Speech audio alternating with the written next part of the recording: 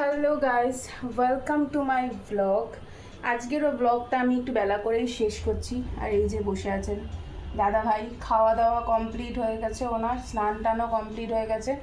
So এখন আমি বসবো লাঞ্চ করতে। আমার মুখ চোখটা একটু কেমন জানি এরকম হয়ে আছে, ভগবানই জানে কেন এরকম হয়ে আছে, বাট যাই হোক গরমের জন্য।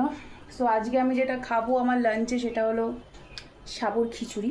হ্যাঁ, কারণ রোজকার একই রকম খাওয়ার ভালো লাগে না, রোজ ওই একই ভাত রুটি তরকারি ভাত রুটি তরকারি।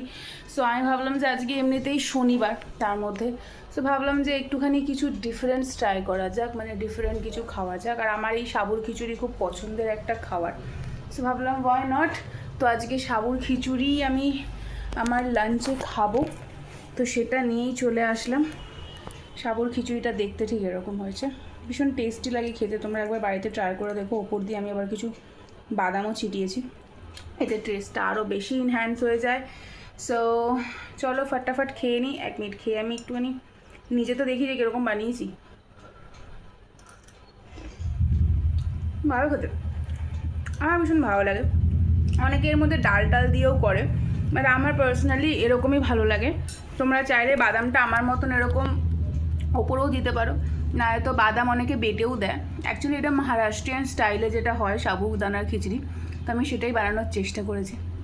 তো চলো আগে ফটাফট লাঞ্চটা কমপ্লিট করে নিই, কারণ ভীষণ জোরে খিদে পেয়েছে।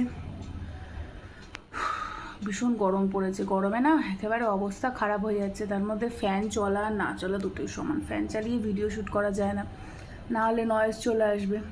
আর আমি এত বড় লোক না যে আমার এসি আছে। সেই গরিব মানুষের ঘরে ফ্যানটাই মানে ফ্যানটাই আমার সান্ত্বনা, তবুও সেটা চালিয়ে আমাকে বন্ধ করে রাখতে হয় বিকজ অফ ভিডিও।